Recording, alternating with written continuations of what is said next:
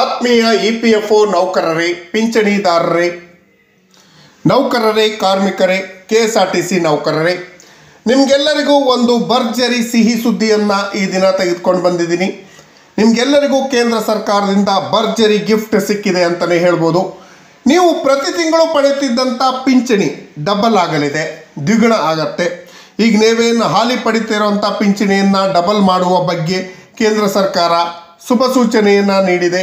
ಈ ಬಗ್ಗೆ ವಿವರವಾದ ಮಾಹಿತಿಯನ್ನು ತಮ್ಮ ಮುಂದೆ ಶೇರ್ ಮಾಡ್ತೀನಿ. ಯಾರಿಗೆ ಎಷ್ಟು ಪಿಂಚಣಿ ಹೆಚ್ಚಳ ಆಗಲಿದೆ ಅನ್ನೋದ್ರ ಬಗ್ಗೆ ವಿವರವಾದ ಮಾಹಿತಿ ಶೇರ್ ಮಾಡ್ತೀನಿ. ಈ ಮಾಹಿತಿ ಶೇರ್ ಮಾಡೋದಕ್ಕಿಂತ ಮುಂಚಿತವಾಗಿ ಯಾರ್ಯಾರು ಈ ಚಾನಲ್ಗೆ ಸಬ್ಸ್ಕ್ರೈಬ್ ಮಾಡ್ಕೊಂಡಿಲ್ಲ, ದಯವಿಟ್ಟು ಕೆಳಗಡೆ ಕಾಣ್ತಾರಂಥ ಸಬ್ಸ್ಕ್ರೈಬ್ ಬಟನನ್ನು ಒತ್ತಿ ಬೆಲ್ ಐಕನನ್ನು ಕ್ಲಿಕ್ ಮಾಡಿ ಆಲ್ ಅಂತ ಮಾಡಿ. ನೀವು ಫೇಸ್ ಮಾಡ್ತಾರಂಥ ಯಾವುದೇ ಪ್ರಾಬ್ಲಮ್ ಇದ್ದರೂ ಆ ಪ್ರಾಬ್ಲಮ್ಗಳನ್ನು ಲೀಗಲ್ ಆಗಿ ಸಾಲ್ವ್ ಮಾಡ್ಕೊಳ್ಳೋಕ್ಕೆ ಉತ್ತಮ ವೇದಿಕೆ ಸರ್ಕಾರಿ ನೌಕರ ಮಿತ್ರ. ಈ ಚಾನಲ್ಗೆ ಜಾಯ್ನ್ ಆಗಿ. ಸ್ನೇಹಿತರೆ, ಪ್ರಪಂಚದಲ್ಲಿ ಅತಿ ದೊಡ್ಡ ಸಂಸ್ಥೆಯಾದ ಇಪಿಎಫ್ಒ ಎಂಪ್ಲಾಯೀಸ್ ಪ್ರಾವಿಡೆಂಟ್ ಫಂಡ್ ಸಂಸ್ಥೆಯಲ್ಲಿ ಕೆಲಸ ಮಾಡ್ತಾ ಇರುವಂಥ, ಖಾಸಗಿ ವಲಯದಲ್ಲಿ ಕೆಲಸ ಮಾಡ್ತಿರುವಂಥ ನೌಕರರು ಪಿಂಚಣಿ ಹೆಚ್ಚಳ ಮಾಡಬೇಕು, ಪ್ರತಿ ತಿಂಗಳು ಕೊಡುವಂಥ ಪಿಂಚಣಿ ಹೆಚ್ಚಳ ಮಾಡಬೇಕು ಅಂತ ಹೇಳಿ ಹಲವಾರು ದಶಕಗಳಿಂದ ಹೋರಾಟ ಮಾಡ್ತಾ ಇದ್ರಿ.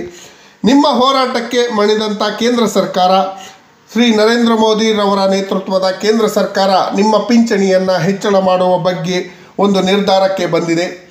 ನೀವು ಪಡೆದಿದ್ದಂಥ ಪಿಂಚಣಿಯನ್ನು ಡಬಲ್ ಮಾಡುವ ಬಗ್ಗೆ ಈಗ ಹಾಲಿ ಚಳಿಗಾಲದ ಅಧಿವೇಶನ ನಡೀತಾ ಇದೆ. ಈ ಚಳಿಗಾಲದ ಅಧಿವೇಶನದಲ್ಲಿ ಇಪಿಎಫ್ಒ ನೌಕರರಿಗೆ, ಪಿಂಚಣಿದಾರರಿಗೆ ಈ ಶುಭ ಸುದ್ದಿ ಸಿಕ್ಕಿದೆ ಅಂತಲೇ ಹೇಳ್ಬೋದು. ಈ ಪಿಂಚಣಿ ವಿಚಾರವಾಗಿ ಬಹುದೊಡ್ಡ ಅಪ್ಡೇಟ್ ಅಂತಲೇ ಹೇಳ್ಬೋದು. ಇಪಿಎಫ್ಒ ಪಿಂಚಣಿದಾರರಿಗೆ ಗುಡ್ ನ್ಯೂಸ್. ನಿಮ್ಮ ಪಿಂಚಣಿ ಹಣ ಡಬಲ್ ಮಾಡಲು ಕೇಂದ್ರ ಸರ್ಕಾರ ಪ್ಲಾನ್ ಮಾಡಿದೆ. ಇಪಿಎಫ್ಒ ಪೆನ್ಷನ್ 2014ರಲ್ಲಿ ಕನಿಷ್ಠ ಪಿಂಚಣಿಯನ್ನು 1,000 ನೀಡಲು ಸರ್ಕಾರ ನಿರ್ಧಾರ ಮಾಡಿತ್ತು. ನಂತರ ಕಾರ್ಮಿಕ ಸಚಿವಾಲಯ ಪಿಂಚಣಿ ಹಣವನ್ನು 1,000ದಿಂದ 2,000ಕ್ಕೆ ದ್ವಿಗುಣಗೊಳಿಸಬೇಕು ಅಂತ ಹೇಳಿ ಪ್ರಸ್ತಾವನೆಯನ್ನು ಸರ್ಕಾರದ ಮುಂದೆ ಸಲ್ಲಿಕೆ ಮಾಡಿತ್ತು. ಆದರೆ ಸರ್ಕಾರದಲ್ಲಿ ಯಾವುದೇ ಕ್ರಮ ಆಗಿರಲಿಲ್ಲ. ಇಪಿಎಫ್ಒ ಖಾತೆಯ ಪಿಂಚಣಿಯನ್ನು ಹೆಚ್ಚಳ ಮಾಡಬೇಕು ಅಂತ ದಶಕಗಳಿಂದ ಹೋರಾಟ ಮಾಡ್ತಾ ಇದ್ರು.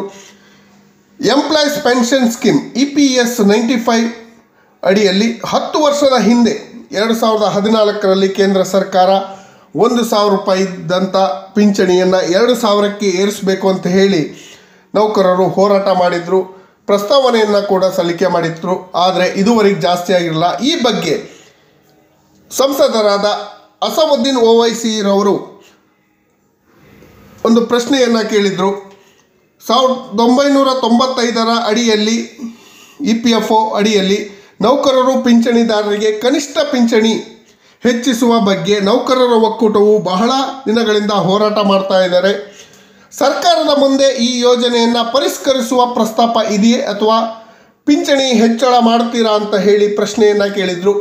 ಶ್ರೀ ಅಸದುದ್ದೀನ್ ಓವೈಸಿರವರು ಕೇಳಿದ್ದಂಥ ಪ್ರಶ್ನೆಗೆ ಕೇಂದ್ರ ಸರ್ಕಾರದ ಹಣಕಾಸು ರಾಜ್ಯ ಸಚಿವರಾದ ಪಂಕಜ್ ಚೌಧರಿರವರು ಉತ್ತರಿಸ್ತಾ, ಕಾರ್ಮಿಕ ಹಾಗೂ ಉದ್ಯೋಗ ಇಲಾಖೆ EPS ಅಡಿಯಲ್ಲಿ ಕನಿಷ್ಠ ಪಿಂಚಣಿಯನ್ನು 2,000 ರೂಪಾಯಿಗೆ ಏರಿಸುವ ಪ್ರಸ್ತಾವನೆ ಸಲ್ಲಿಸಿದೆ.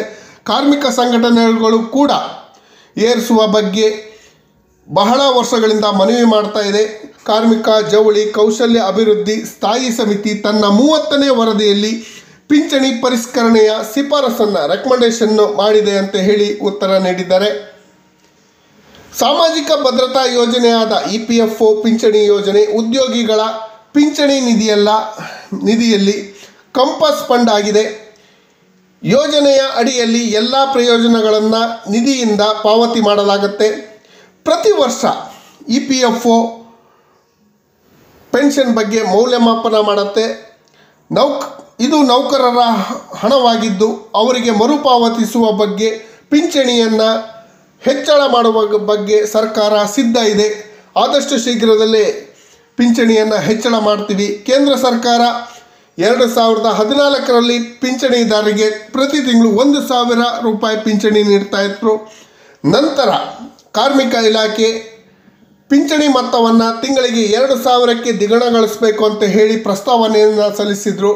ಈ ಪ್ರಸ್ತಾವನೆಗೆ ಆದಷ್ಟು ಶೀಘ್ರದಲ್ಲೇ ಅನುಮೋದನೆ ಸಿಗತ್ತೆ ಅಂತ ಹೇಳಿ ಕೇಂದ್ರದ ಹಣಕಾಸು ರಾಜ್ಯ ಸಚಿವರಾದ ಪಂಕಜ್ ಚೌಧರಿರವರು ಶ್ರೀ ಅಸದುದ್ದೀನ್ ಓವೈಸಿ ರವರು ಕೇಳಿದಂಥ ಪ್ರಶ್ನೆಗೆ ಉತ್ತರ ನೀಡಿದ್ದಾರೆ. ಇದೊಂದು ಶುಭ ಸುದ್ದಿನೇ ಅಂತ ಹೇಳ್ಬೋದು. ಈ ಚಳಿಗಾಲದ ಅಧಿವೇಶನ ಮುಕ್ತಾಯವಾದ ನಂತರ ಯಾರೆಲ್ಲ EPFO ನೌಕರರು, ಕಾರ್ಮಿಕರು, ಪಿಂಚಣಿದಾರರು, KSRTC ನೌಕರರಿದ್ದೀರಿ, ಅವರು ಈಗ ಪಡೆಯುತ್ತಿರುವಂತಹ ಪಿಂಚಣಿ ಡಬಲ್ ಆಗಲಿದೆ. ಅದರ ಜೊತೆಯಲ್ಲಿ ಈಗಿನ ಬೆಲೆ ಏರಿಕೆ ಕಾಲದಲ್ಲಿ 2,000 ಪಿಂಚಣಿ ನಿವೃತ್ತ ನೌಕರರಿಗೆ ಯಾವುದಕ್ಕೂ ಸಾಕಾಗಲ್ಲ. ಉದಾಹರಣೆಗೆ ನೀವು ಯಾವುದಾದ್ರೂ ಒಂದು ಆಸ್ಪತ್ರೆಗೆ ಹೋಗಿ ಒಂದು ಸ್ಕ್ಯಾನಿಂಗ್ ಮಾಡಿಸ್ಬೇಕು ಅಂದರೂ 7-8 ಸಾವಿರ ಖರ್ಚಾಗತ್ತೆ.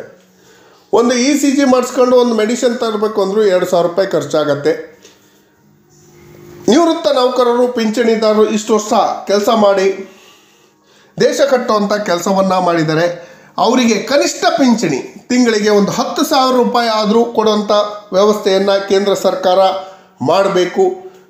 ಇದು ನೌಕರರ, ಪಿಂಚಣಿದಾರರ ಹಕ್ಕು ಅಂತ ಪರಿಗಣಿಸಿ ಮಾನವೀಯತೆ ಆಧಾರದಲ್ಲಿ ಈ ಯೋಜನೆಗೆ ಕೈ ಹಾಕಬೇಕು ಅಂತ ಹೇಳಿ ಕೇಂದ್ರ ಸರ್ಕಾರದಲ್ಲಿ ಮನವಿಯನ್ನು ನೌಕರರ ಪರವಾಗಿ ಮಾಡ್ಕೊಳ್ತೀವಿ.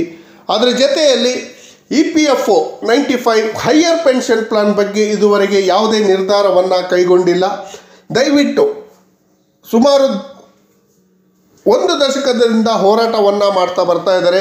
EPFO 95 ಹೈಯರ್ ಪೆನ್ಷನ್ ಪ್ಲಾನನ್ನು ತಕ್ಷಣ ಇಂಪ್ಲಿಮೆಂಟ್ ಮಾಡಬೇಕು ಅಂತ ಹೇಳಿ ಇದ್ರ ಬಗ್ಗೆ ಕೇಂದ್ರ ಸರ್ಕಾರ ತಕ್ಷಣ ಕ್ರಮ ಕೈಗೊಂಡು ಅರ್ಹ ನೌಕರರು, ಪಿಂಚಣಿದಾರರು, ನಿವೃತ್ತ ನೌಕರರಿಗೆ EPFO 95 ಯೋಜನೆಯನ್ನು ತಕ್ಷಣ ಜಾರಿ ಮಾಡಬೇಕು.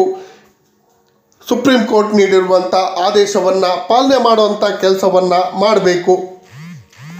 ಈ EPFO ನೌಕರರ ಸಮಸ್ಯೆಗಳಿಗೆ ಪರಿಹಾರವನ್ನು ಸೂಚಿಸುವಂಥ ಕೆಲಸವನ್ನು ಮಾಡಬೇಕು. ಪ್ರೈವೇಟ್ ಸೆಕ್ಟರ್, ಗೌರ್ಮೆಂಟ್ ಸೆಕ್ಟರ್ ಯಾವ ರೀತಿ ಇಂಪಾರ್ಟೆಂಟ್ ಇರುತ್ತೋ ಅದೇ ರೀತಿ ಪ್ರೈವೇಟ್ ಸೆಕ್ಟರ್ ಕೂಡ ಈ ದೇಶ ನಿರ್ಮಾಣಕ್ಕೆ ತುಂಬ ಉಪಯುಕ್ತ ಆಗತ್ತೆ, ತನ್ನದೇ ಆದಂಥ ಕೊಡುಗೆಯನ್ನು ಕೊಡುತ್ತೆ. ಕೆಲವೊಂದು ಸರ್ಕಾರಿ ಯೋಜನೆಗಳಲ್ಲಿ ಸಾಮಾಜಿಕ ಭದ್ರತಾ ಯೋಜನೆಗಳಿಗಿಂತ ಕಡಿಮೆ ಪಿಂಚಣಿಯನ್ನು ಪಡೆಯುತ್ತಿರುವಂಥ EPFO ನೌಕರರಿಗೆ ಕನಿಷ್ಠ ತಿಂಗಳಿಗೆ 10,000 ರೂಪಾಯಿ ಆದರೂ ಕನಿಷ್ಠ ಪಿಂಚಣಿಯನ್ನು ನಿಗದಿ ಮಾಡಬೇಕು. EPFO ನೌಕರರು, ಕಾರ್ಮಿಕರ ಸಮಸ್ಯೆಗಳಿಗೆ ಪರಿಹಾರವನ್ನು ಸೂಚಿಸುವಂಥ ಕೆಲಸವನ್ನು ಕೇಂದ್ರ ಸರ್ಕಾರ ಮಾಡಬೇಕು ಅಂತ ಮನವಿಯನ್ನು ಮಾಡ್ಕೊಳ್ತೀವಿ. ಸಂಘಟಿತ ವಲಯ ಆಯಿತು, ಅಸಂಘಟಿತ ವಲಯದ ಕಾರ್ಮಿಕರಿಗೂ ಕೂಡ ನಿಶ್ಚಿತ ಪಿಂಚಣಿ ಯೋಜನೆ, ಆರೋಗ್ಯ ಯೋಜನೆಗಳನ್ನು ಜಾರಿ ಮಾಡುವಂಥ ಕೆಲಸವನ್ನು ಮಾಡಬೇಕು. ಸುಪ್ರೀಂ ಕೋರ್ಟ್ ನೀಡಿರುವ ಆದೇಶದಂತೆ ತಕ್ಷಣ EPFO 95 ಯೋಜನೆಯ ಹೈಯರ್ ಪೆನ್ಷನ್ ಪ್ಲಾನನ್ನು ಇಂಪ್ಲಿಮೆಂಟ್ ಮಾಡಬೇಕು ಅಂತ ಕೇಳ್ಕೊಂತ ಈಗ ಕೇಂದ್ರ ಸರ್ಕಾರದ ಮುಂದೆ ಇರುವಂಥ ಪ್ರಸ್ತಾವನೆ ಪ್ರಕಾರ ಪಿಂಚಣಿಯನ್ನು ಡಬಲ್ ಮಾಡಬೇಕು ಅಂತ ಕೇಳ್ಕೊಂತ ಈ ಮಾಹಿತಿ ತಮಗೆಲ್ಲರಿಗೂ ಇಷ್ಟ ಆಗಿದ್ದರೆ ದಯವಿಟ್ಟು ಸಬ್ಸ್ಕ್ರೈಬ್ ಮಾಡ್ಕೊಳ್ಳಿ, ನಿಮ್ಮ ಸ್ನೇಹಿತರಿಗೂ ಶೇರ್ ಮಾಡಿ. ಧನ್ಯವಾದಗಳು. ಜೈ ಹಿಂದ್, ಜೈ ಕರ್ನಾಟಕ.